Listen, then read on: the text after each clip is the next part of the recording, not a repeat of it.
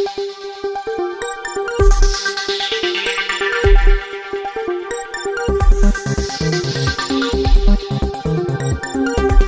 राम। बिलावल भुट्टो बदतमीज हो गए, लेकिन उनकी बदतमीजी की वजह क्या है ये आपके ध्यान में है? उनकी बदतमीजी की वजह हम आप हैं, हमारे आपके पुरखे हैं, पूर्वज हैं।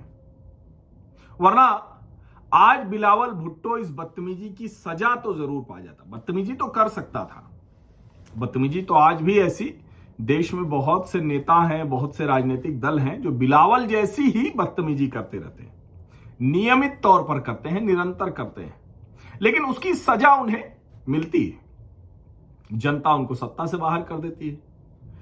उनकी पार्टियां अपने आप का, एक तो कहते हैं ना कि अस्तित्व तो बचाने के लिए परेशान हो जाती है।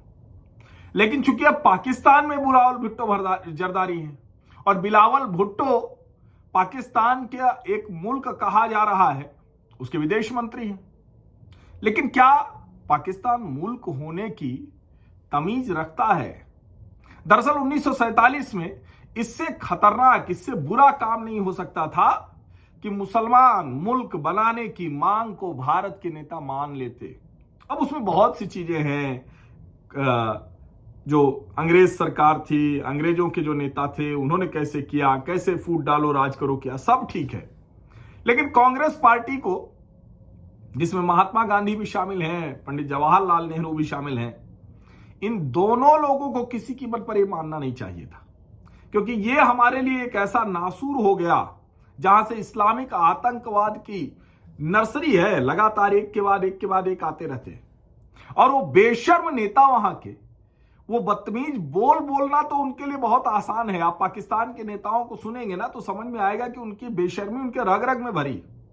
जिस देश में नौजवान पीढ़ी को यह बहुत साफ लगता है कि उस मुल्क में कोई उनका भविष्य ही नहीं है, जिस मुल्क के पास अपना कुछ भी नहीं है, जिस मुल्क को खाने से लेकर, तेल से लेकर, हथियार से लेकर हर जरूरत की चीज के लिए दुनिया के दूसरे देशों का मुंह ताकना पड़ता हो, जिस देश में यह तक नहीं पता है कि उनके लोगों को दवा मिलेगी या नहीं मिलेगी, जिस देश के लोगों को यह तक नहीं पता है कि अगर कल को उनके देश में कोई बड़ी, जिसको कहते हैं ना कि आपदा आ गई, तो क्या कोई एक देश होगा जो उनके साथ खड़ा होगा?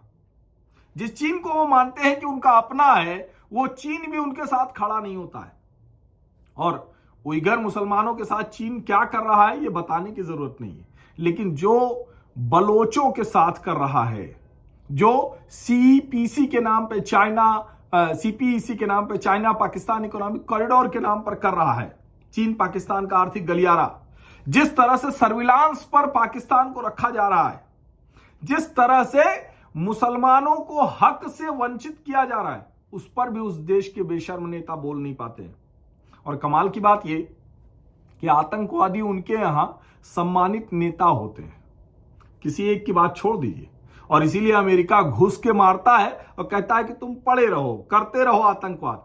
आज अगर हमने 1947 की गलती नहीं की होती तो कई लोग कहते हैं, कुछ लोग, एक विचार ये भी भारत में आता है कि अरे अगर इतने मुसलमान होते तो पूरे देश को ही खतरे में डाल देते। ऐसा नहीं है, ऐसा नहीं है कि मुसलमान पूरे देश में हो जाते और खतरे में डाल देते। वो कहते हैं कि तब तो 60 करोड़ ये हो जाते, 100 करोड़ हिंदू रहते, इस नजरिए से बात होती है। लेकिन ऐसा होने वाला नहीं था, क्योंकि हम उनको उस जहालत से खींच कर ले आते। और पाकिस्तान में भी जो लोग आज जानते हैं, जो लोग समझते हैं, जो लोग बोलते हैं, उनकी बात कोई नहीं सुन रहा है, लेकिन वो भी जानते हैं कि हमें तो भारत में ही मिलना है, भारत के ही साथ रहना है। ये इमरान खान जब प्रधानमंत्री नहीं बने थे और जब प्रधानमंत्री पद से हट गए, तब उनको याद आ रहा है कि नरेंद्र मोदी जैसा नेता होना चाहिए, डॉक्टर एस जयशंकर जैसा विदेश मंत्री होना चाहिए। लेकिन जैसे ही बिलावल भुट्टो सत्ता में होता है तो कह रहा है कि ये गुजरात का कसाई प्रधानमंत्री नरेंद्र मोदी के लिए बोल देना।